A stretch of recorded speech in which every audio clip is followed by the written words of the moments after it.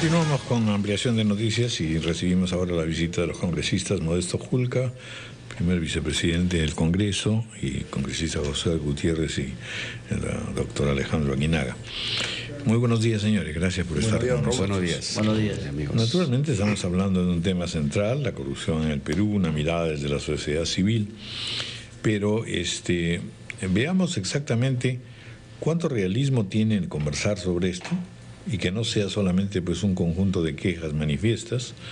Hoy día hay una frase de Hernando de Soto que también seguramente la vamos a comentar cuando lo entrevistemos, va a estar ahora aquí con nosotros. Él dice, no es que no haya leyes, sino que no hay leyes aplicables. Lo mismo, es decir, ¿qué hacemos con la corrupción? Que todos nos quejamos, sabemos que esto crece, se multiplica, alcanza ramales por todas partes. De modo que un fórum al respecto, sin duda, es una renovada llamada de alerta y de alarma, pero al mismo tiempo suena un poco pues a estar tecleando sobre una música ya conocida y que no tiene responsabilidad, es decir, no tiene corrección más o menos realista y a la mano. Congresista Modesto Julca, bienvenido, le pregunto. Gracias, entonces, Raúl, amigos. ¿Qué esperamos de esta? Efectivamente, creo que aquí hay un tema de fondo que es el que no debemos olvidar, el tema de la lucha contra la corrupción. Y eso pasa por el fortalecimiento de las instituciones que deben velar porque la Administración de Justicia y todos los actos de corrupción sean debidamente investigados, aclarados y luego juzgados. Solo recordemos, va a ser 9 meses de la muerte de Ezequiel Nolasco, 4 años del primer atentado, hay cerca de 8 asesinatos solo en el caso Ancash. Hoy día hay 3 comisiones del Congreso que están investigando temas de corrupción, con el que se ha formado ayer de Martín Belaún del Ocio. Tenemos pedidos de investigación en el Congreso de cerca de 7 gobiernos regionales. Entonces, este tema de corrupción es un asunto que tenemos que enfocar de un punto de vista mucho más profundo, que a mi parecer es el tema de fortalecimiento de las instituciones, de generación de acciones y actitudes que permitan que esta lucha contra la corrupción no quede en el aire, no quede en un simple discurso o simplemente en manifiestos legales, temáticos o mediáticos. Esa es la preocupación que hemos encontrado que existe en la sociedad civil. Por eso nosotros hoy estamos efectivamente realizando un foro programado meses atrás de la mirada de la corrupción desde el punto de vista de la sociedad civil. Vamos a tener invitados tanto a la doctora Cecilia Blondet, a Julio Arbizu, estará Fiorella Nolasco, Giovanni Paredes, Milagros Leiva, un poco para evaluar y analizar qué es y cómo está viendo la sociedad civil este problema de la corrupción que tiene que es un problema nacional. Es el segundo problema en el Perú. Y creo que ahí viene la necesidad de que, como muy bien lo dices, vayamos a tomar acciones más concretas. Esto que está sucediendo, al contrario, nos muestra la debilidad de las instituciones. O sea, temas, no digo domésticos, sino temas de una institución que ha estado avanzando como la Procuraduría. Somos conscientes y conocemos el trabajo de fortalecimiento. Hoy día se ve debilitado por una situación en la que debe y debería de corregirse, ¿no? Pero repito, más allá de ello, creo que es necesario que haya una evaluación con todas las instituciones. ¿Qué es lo que estamos avanzando en la lucha contra la corrupción? Aquí el Congreso tiene también una responsabilidad. Estamos avanzando, creo que en ello. Hay, repito, comisiones y enfoques ya más comprometidos. Y creo que lo que viene ahora es escuchar a la sociedad civil. O sea, finalmente aquí hay un actor que está en una manera pasiva, que son parte de los afectados, porque los recursos que se lleva la corrupción básicamente son del Estado, pero que finalmente corresponden a los ciudadanos. Y en muchos temas de corrupción hay instituciones que están afectando derechos individuales, propiedades, terrenos, bienes, abuso, que no se está enfocando de una manera amplia y creo que estructural como debería ser. Doctor Alejandro Aguinaga. ¿Qué tal? ¿Cómo está, don Raúl? Patricia, Ricardo, queridos colegas, Modesto, Josué.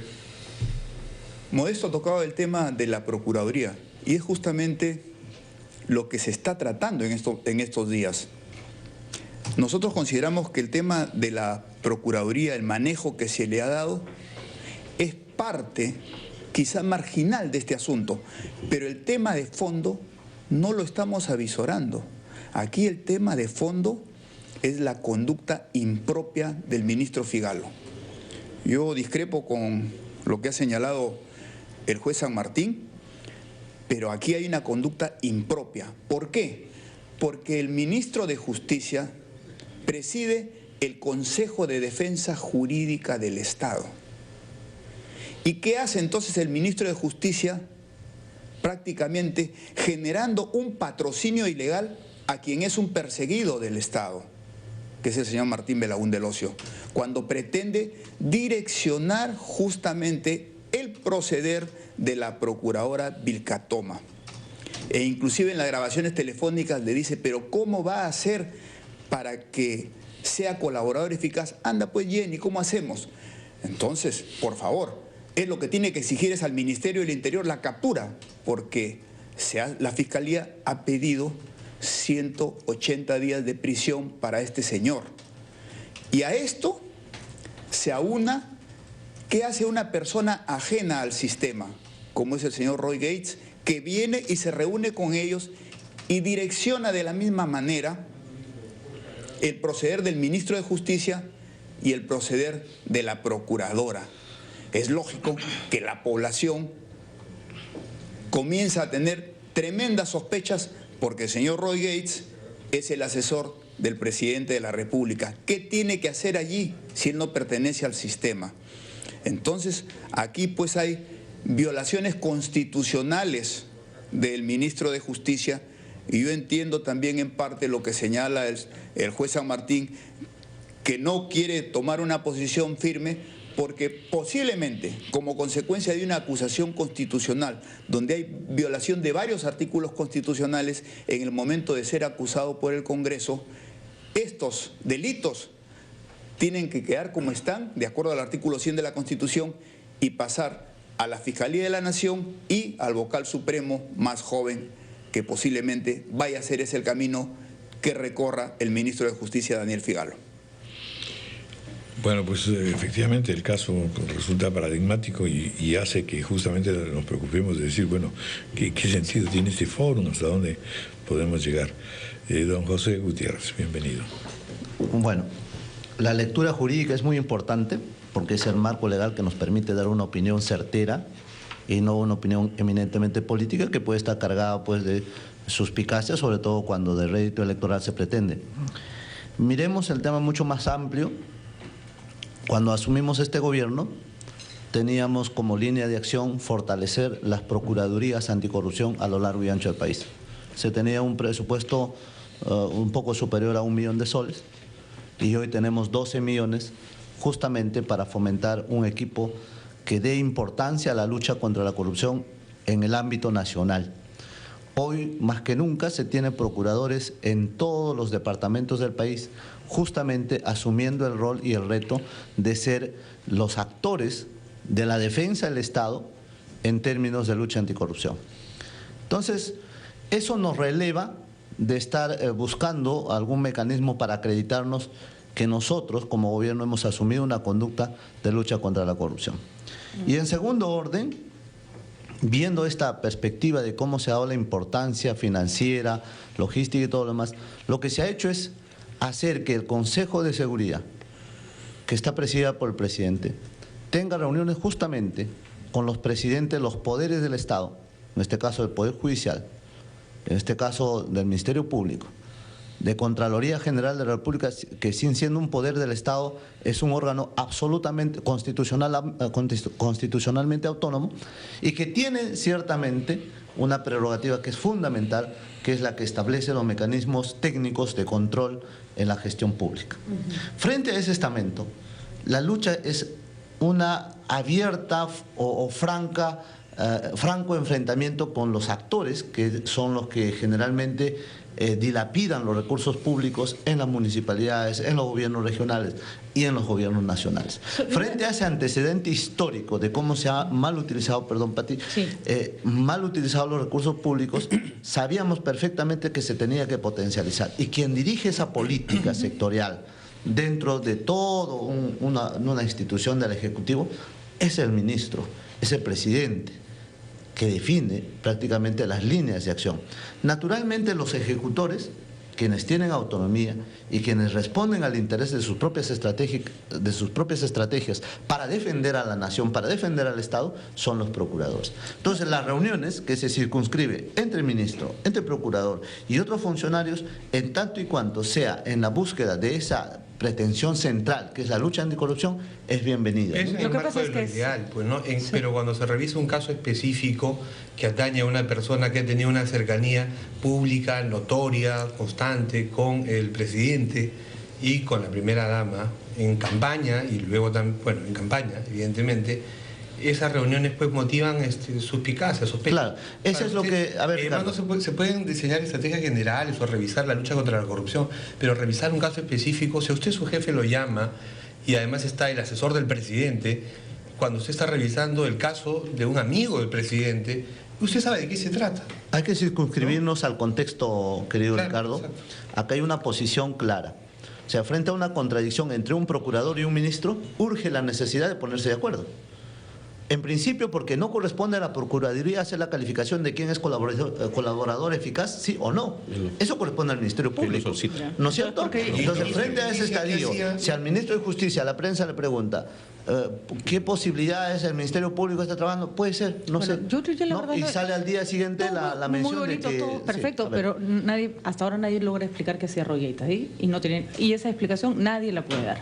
Porque Roy Gates, más allá de ser asesor del presidente de la República, va a preguntar sobre un caso que podría involucrar como investigado al presidente de la República. Y eso es irregular aquí y en la China. A ver, pero además, otra cosa sí le quería preguntar concretamente. Ustedes han fortalecido las procuradurías y han votado a los procuradores. Claro, han dicho, nosotros hemos estado en contra de la corrupción, y el primer caso de corrupción, que fue el que involucraba al señor Chejade, que incluso motivó un tuit que de los que nos hubiera encantado ver ahora, de la señora Nadine Heredia jalándole la oreja, y ayer teníamos sentados al señor Chejade defendiendo al gobierno y hablando de que luchan contra la corrupción cuando él sigue sentado en su sitio. ¿De qué estamos hablando si todos los casos que han involucrado a gente del gobierno han sido siempre solucionados de la peor forma? A ver, el único caso de renuncia de Procuraduría sustentada y motivada por asuntos estrictamente personales es del señor Albizu y ahora del señor Cristian Salas, quien argumentó el día de ayer que su renuncia presentada en octubre se debía a que no le habían concedido un viaje a Venezuela que él ya lo había planificado anteriormente. Ojalá, ese es un tema el central. Señor Cristian Salas tuviera las agallas de la señora Vilcatoma, pero creo que eso no lo vamos a conseguir. Pero él ya lo dijo, ¿no es cierto? Claro, además, presentó la carta justamente certificando, dejando constancia que su trabajo no estaba siendo siquiera mínimamente ejercida por presión ni nada por el estilo. Frente a esa prueba, a sus subalternos. El doctor Salas ha dicho que la presión vino luego, pues, ¿no? Bueno, él se va de viaje para un tema académico y el ministro le manda un inspector a verificar que no esté en la oficina.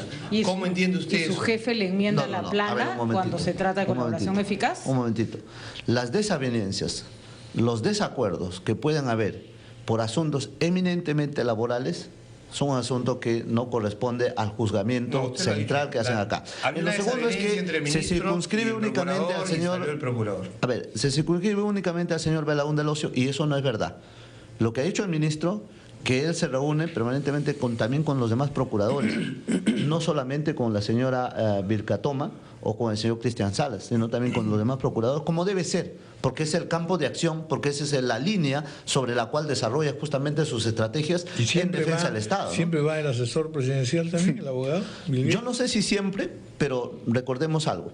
El consejero presidencial es una de las personas que participa como un enlace entre los ministerios, ahora estamos hablando del Ministerio de Justicia, pero de los ministerios justamente porque las resoluciones supremas, los decretos supremos, las normas que emite el Ejecutivo son justamente concordadas con el consejero presidencial. Ya me quedó clarito, como hacía Montesinos. No es como hacía Montesinos, no. El señor Montesinos era consejero presidencial. A ver, porque cada ministerio tiene su asesor jurídico para las normas y tal. Justamente, y tiene que haber... La gente presidencial es por otra cosa. No, pero oye, tiene que haber... Ponga acá a doña Mercedita, suprímeme a esta, acá está el amigo que también podría entrar. Hay que circunscribirnos al tema eminentemente jurídico, que es la interrelación, el engranaje, el enganche. Lamentablemente, entre el lo que tema de esta conversación es la corrupción en el Perú.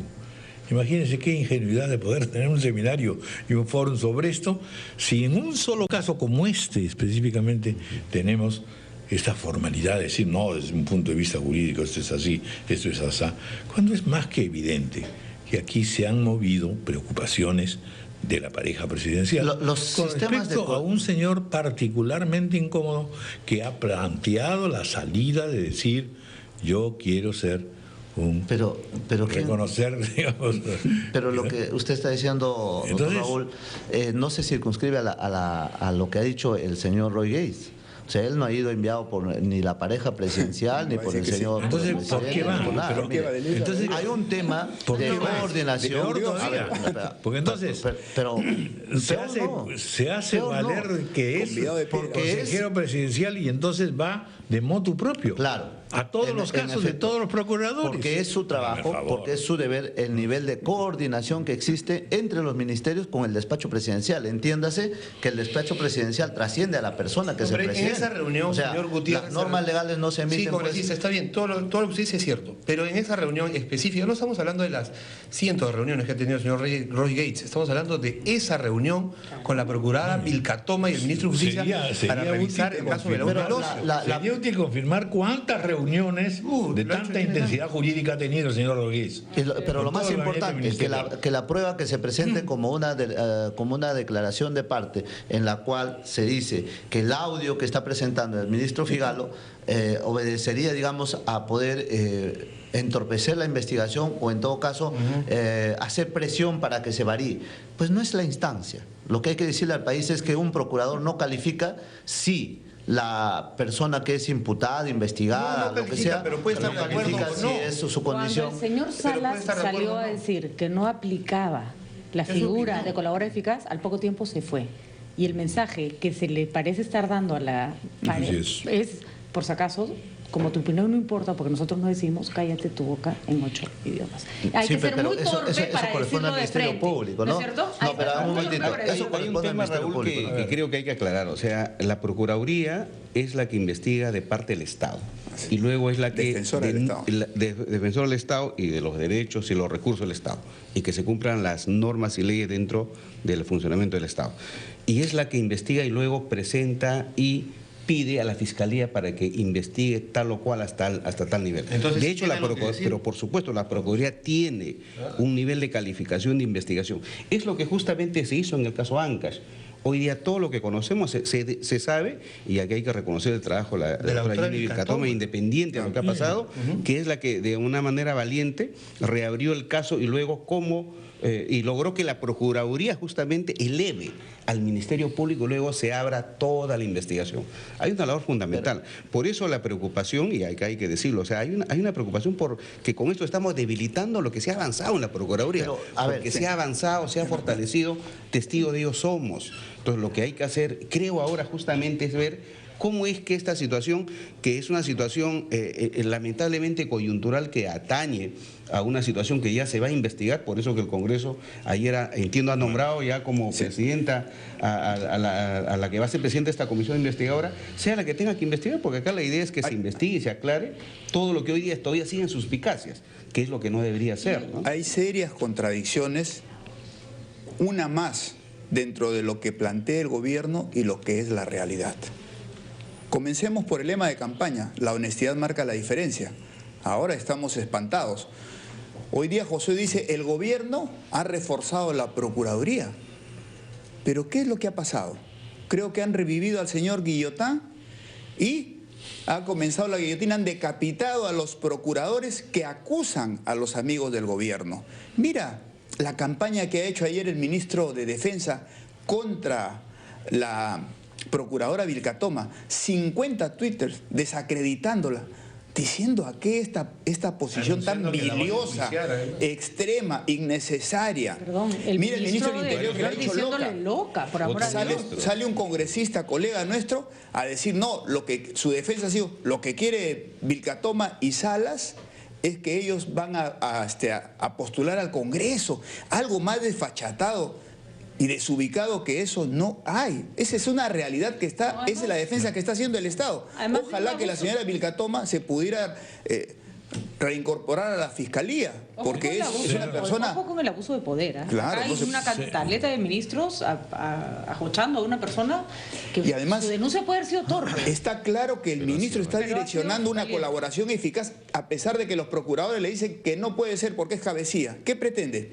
Que en la colaboración eficaz este señor diga lo que quiera y ellos lo aprueban. Eso es lo que rechaza la población. Lo que hay que dejar constancia Palabras finales, señor José Gutiérrez. A ver, lo que hay que dejar constancia es que justamente este gobierno y el ministro Figalo justamente han convocado a la señora Vilcatoma porque tenía conocimiento del tema para que se incorpore. Eso es falso. La doctora Vilcatoma lo ha aclarado. Ella postuló, estuvo pidiendo 3 meses que se incorpore. A ver. Ella no se postula pues para ser procurador. No. Esa El procurador Salas de libre albedrío a las 11 de la noche de los procuradores, por favor. Justamente, pero vamos a ver. Ojo que los cargos de confianza no te vuelven chulido de nadie. A ver, un momentito. Y justamente cuando hay discrepancia con quien puede ser tu superior, uno pone su carta a disposición y dice, señor, renuncio, porque bajo estas condiciones yo no voy a seguir trabajando.